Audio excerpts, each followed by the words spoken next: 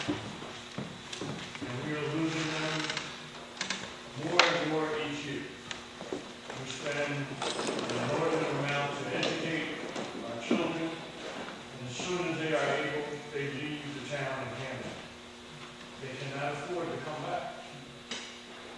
So my question to the candidates, what do you have to make this town affordable so that young people can live here also?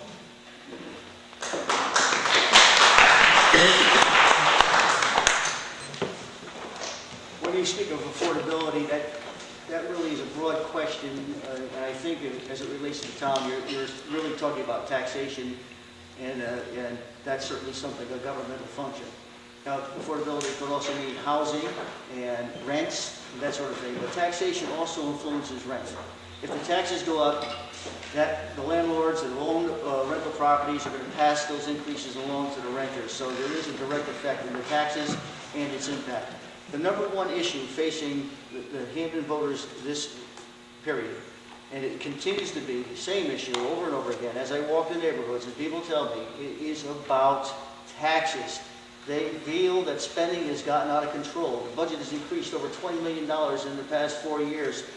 Things have gotten out of control. We need to take a step back in terms of how we are moving this town forward. There are certain people who can afford to pay the taxes, and they don't see an issue with it.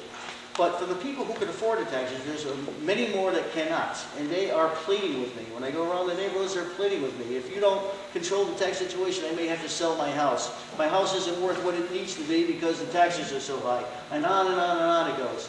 Taxes clearly are something that is on the minds of everyone in the town of Hamden. As far as the education and the youth go, youth in particular, I remember participating in one of the events that the Human League, I think it was, Nick Calasandro, if I pronounce his name correctly, was heading that. I participated in that. I was very impressed to see these young students who participated. The governor had appointed me to the Connecticut Community College Board of Trustees.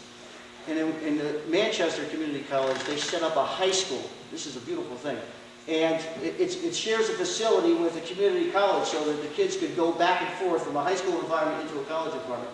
I'd love to see something like that here in either New Haven or even in Hamden if we could do that. These are things that we can do to get kids established and get them sound and hopefully earn enough of a living so they can afford to live in Hamden. You know, it's one of the things that we need to do. It's a very diverse problem. We need to not only have a decent living wage, but we have to be able to have an affordable town for them to come back to. So I agree with you, sir. I think this is something we need to pay close attention to, and I have some ideas about how to get us there. Thank you. There are, of course, two sides to any budget issue. There's the expenditure side and there's a revenue side.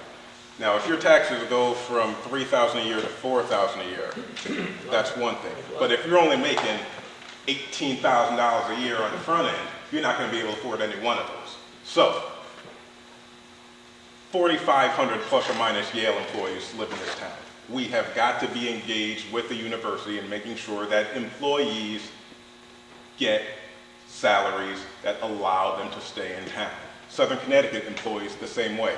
We have to encourage the type of business that does not pay minimum wage, but rather pays a decent salary to allow our children to come back. Now, that being said, our children also are not likely, in most cases, some of the trade work is a great way to come right out of high school and make a good wage.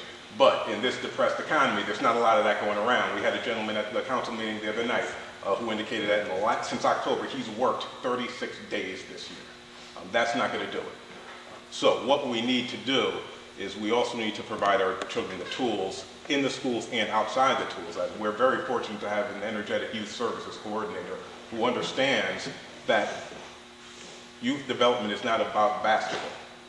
Youth development involves the arts, and we have great artists in town. It involves a lot of other types of opportunities for involvement to create a cultural intelligence to go along with an academic intelligence. We have to allow our children to use every tool that we have in town so they can go play, but like me and like my sister and like my good friend Adam Sendroff, they can come back and serve the town that gave them those tools in the first place.